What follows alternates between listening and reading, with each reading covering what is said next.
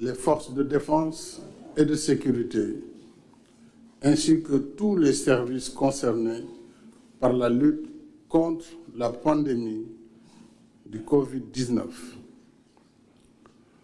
Je voudrais les féliciter pour les efforts accomplis depuis le Conseil présidentiel du 2 mars 2020,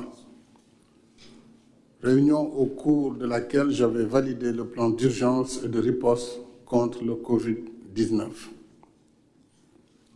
Je voudrais tout d'abord rassurer nos compatriotes que l'État continue de prendre toutes les dispositions requises pour faire face à la pandémie Covid-19.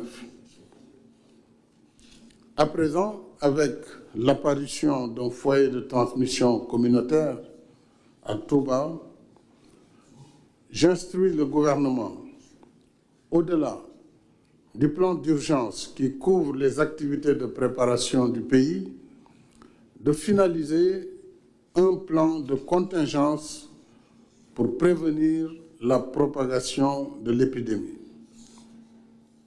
Ce plan prendra en compte tous les besoins urgents et complémentaires exprimés au plan sanitaire, à savoir le déploiement d'hôpitaux mobiles par l'armée, la prise en charge des tests en laboratoire, l'installation d'équipements médicaux, l'acquisition de moyens de réanimation et d'équipements de protection individuelle pour le personnel médical. Je note avec satisfaction qu'en dehors du foyer de transmission communautaire signalé, 2 malades ont été pris en charge par notre système de santé publique et sont complètement guéris. J'en appelle à la vigilance de tous et au respect rigoureux des recommandations du Comité national de gestion des épidémies, conformément au règlement sanitaire international. Sur proposition du Comité national de gestion des épidémies, j'ai décidé, premièrement, de l'interdiction pour une durée de 30 jours de toutes les manifestations publiques sur l'ensemble du territoire national.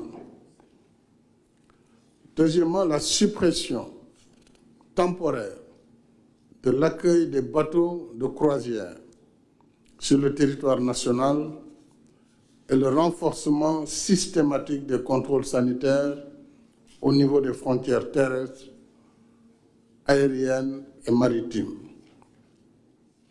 Troisièmement, la suspension des enseignements dans les écoles et universités pour une durée de 3 semaines à compter du lundi 16 mars 2020.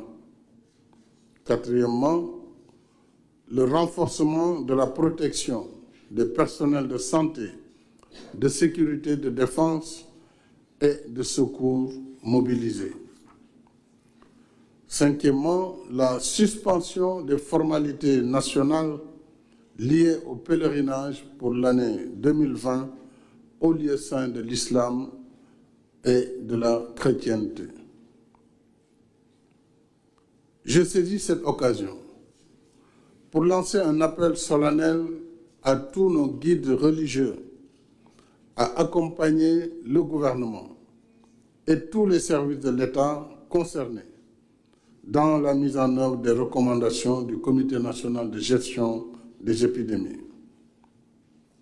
S'agissant de la célébration de la fête nationale du 4 avril, je présiderai au Palais de la République une cérémonie de prise d'armes. Toutes les autres manifestations habituellement prévues pour la fête nationale sont annulées sur l'ensemble du territoire national.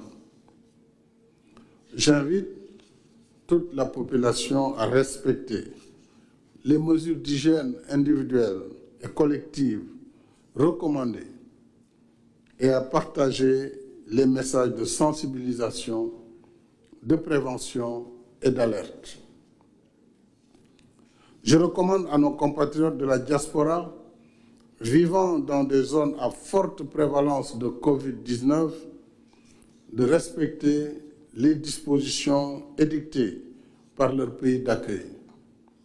Je leur exprime ma solidarité ainsi que celle de toute la nation en ces moments difficiles.